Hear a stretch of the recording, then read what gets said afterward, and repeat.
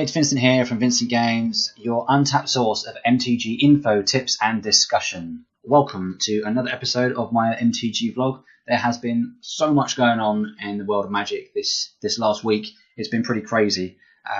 GP Vegas, for those lucky enough, not me, to have gone, which seems like it was awesome. And before all of that, last week you had the continuous slew of announcements from Wizards. Core sets are back. The banned and restricted update with Marvel, new unset, and loads of other stuff. Spoilers from the new set that's coming out further down the line, sort of post Hour of Devastation. So it's just so much stuff. The thing I want to talk about first of all is the banning. I don't want to talk about it too much. The only banned and restricted adjustment was Aetherworks Marvel gone in Standard. Generally regarded as the right decision. I don't think bannings in general are good, but I think this banning is for the best. The unfun experiences in playing the do you have a Marvel? Did you hit Ulamog? Am I dead? Okay, cool, next game. Oh, you didn't? Oh, okay, then I win now. And it's just, that's not great Magic, is it, really? I mean, it's just not good. I'm not going to go on about it any more than that. Banning's happened, it's great. Going to move on, and hopefully this will be the last banning we see in Standard ever, if not for a very, very long time. Just because they're just so toxic for the game. But on a more positive note, Ixalan is going to be the new set, and I don't know if I pronounced that right. I'm not really sure. There's plenty of stuff on the Wizards website for that. I'll post a link in the description below. But some of the artwork and themes we're seeing in the set, pirates, dinosaurs, it seems pretty crazy. Kind of reminds me of the Lustria in the Warhammer Fantasy sort of universe, going back ages ago before they blew the world up. If anyone plays Warhammer Fantasy, they'll know what I'm talking about. But it was kind of like jungles, and people from the Empire or the Old World would travel to Lustria, sort of like plunderers, explorers, pirates, and look for that sort of Aztec-like ruins of these like lizard men that live there and get lost in the jungle and killed by dinosaurs and stuff. So it kind of reminds me a little bit of that, which is quite cool. I hope the set proves to be interesting. And then we have, for the first time in a long time, a new unset to go along with Unhinged and Unglued. Basically, a really fun set for Magic the Gathering. I'm not going to draft it. I'm not going to buy it. I personally don't think, if you're interested in competitive Magic and you want to be conservative with how much money you're spending on product, because the Magic the Gathering is very expensive, I would just steer clear of this, because it's just completely for fun. It makes it sound like I'm against having fun, which is not the case. But I just think if you're on a budget for Magic, then unsets are categorically a complete waste of money. You will not get any value in these cards at all. There are going to be the odd cards that retain value for some bizarre reason, but then it's finding someone who wants to buy this random unhinged card or whatever. The basic lands, the full art basics, are the obvious exception to this. I think there's something stupid like $15 a basic land. If you want to buy a box, draft it with your friends and keep hold of the basics, see if they go up in value, then fine, that could be justifiable.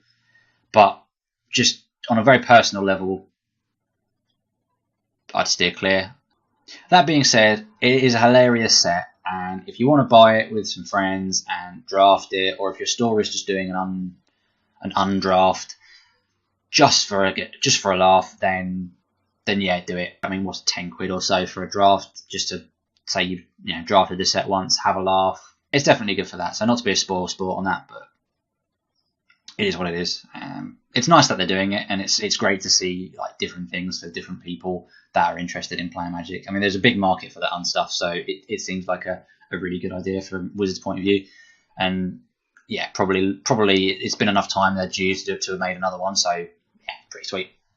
As for what I've been up to this week, I've been to a PPTQ in London, a shop called Dark Sphere. It was a standard PPTQ, and I took Black White Zombies. I'll post I'll post my deck list that I used in the description below, because I'm not really too keen about going over the deck in great detail. I actually feel this is a very strong deck at the moment. Mono Black Zombies might be better just because of the mana base. I will concede the fact that Black White mana base is train wreck, and the tap lands really do hurt at the wrong time sometimes. But the deck is pretty solid, and it's the synergies that are there can just overwhelm your opponent. I think it's quite reasonably well positioned now that Marvel's gone. Blue-red control doesn't seem to be that much of a thing at the moment. If that popularity increases, then it can be a struggle. The synergies that the zombie deck provides you, coupled with the fact that if you've got lots of games in with this deck and you know the format and you know how to play the deck well, you can just create some very, very sort of broken board states, really powerful interactions just from having zombies in play. Which is why I think if you've played the deck, you've got good experience with it, you can really leverage that to do very well in the meta at the moment. One thing I will say is Glorybringer is a very real card. In the PPTQ that I went to, I lost my winning in for the top 8 to Glorybringer. I made a very crucial misplay, which was not very good, but it's worth mentioning the power of Glorybringer. It's a very real problem that you need to address in the way that you build your decks and play. We all knew Glorybringer was going to be a good card, but it really does a lot of work. A huge tempo advantage, removal, it's so good. So you need to be prepared for that. In fact, I'd say that's the biggest thing really, I would say, for Standard moving forward that you need to be kind of mindful of. It's a bit of a small period of time anyway before we get the new set, but Glorybringer is the card that you need to be prepared to beat. And if you're not, then you are going to lose to it. It's as simple as that.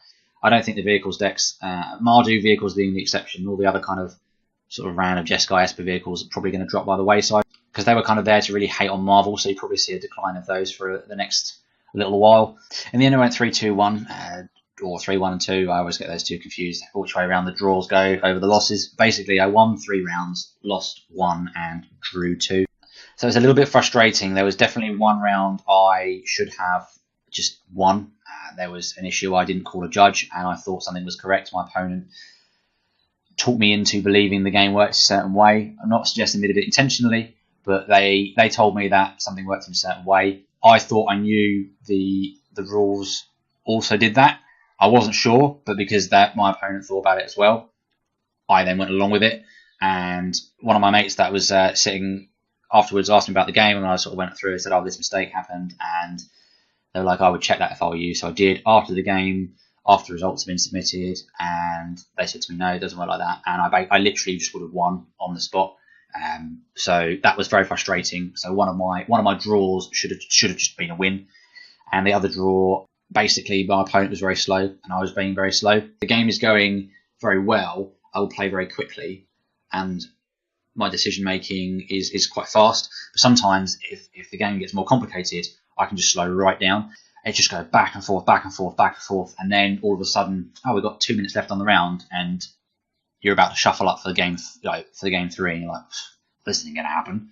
Which is a key thing that I need to really focus on, because by the time it got to the last round, had I not drawn those games, I mean, one of them was a play mistake, but also played very slow in those as well.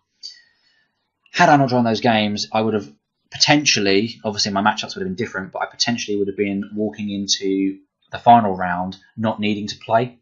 Whereas the standings at the final round were such that I had to play because I picked up these 2 draws. So I need to improve on that. Like, I felt I played very well a good 80% of that tournament. So my play overall was very good, making only a couple of key sort of play mistakes here and there. But equally, I wasn't, because of my slow play, I was just not giving myself the best possible chance in the tournament as well. So it's really interesting to kind of just reflect on the whole thing and think to yourself, what, other than the games that you're playing and the mistakes, is this really good to reflect? I've got lots of information about playing the games and learning the deck that I played and things that I can apply when playing the games and thinking, yeah, that's really good. But also sort of above that, my speed of play, that is, a genuine factor in what cost me some points in the rounds. That's really good learning for me, and I need to try and find ways to think quickly and just kind of focus in more on the game and just keep the pace going. And I need to apply that, and that'll be that'd be very beneficial to me. Which leads me to my question of the week. How are you reviewing your performance? What are you thinking about after an event to improve or build upon things that are perhaps not necessarily where they need to be? For me, this weekend was all about how quickly I played. There's a big missed opportunities in my speed of play, which cost me. So I'm really kind of focusing on that moving forward and getting quicker so that I can not lose out. So what are you thinking about that? Really give you that little edge, that extra kind of little boost to really make a difference to the performance that you're delivering. In the meantime, thank you very much for watching. Please do hit that like button if you enjoyed the video, and consider subscribing if you're enjoying this content, as there is plenty more where this video has come from. I'm going to continue to do vlogs. There's more gameplay coming, more deck ideas. Check out the other videos that I've done. I'll put some links below to see the last deck video that I did and the last little bit of gameplay. I also do some product unboxings as well, opening stuff when it comes out, which is also really great fun. Lastly, I also run a podcast called Glimmer of Genius. It's great. Don't just take my word for it, though. Give it a listen. Check out the link in the description box below for details on that. This week, we're going to talk a little bit about the spoilers that have come out for Hour of Devastation, so you won't want to miss out on it. It's going to be a great little episode. But in the meantime, thanks once again for watching, and stay tuned for more.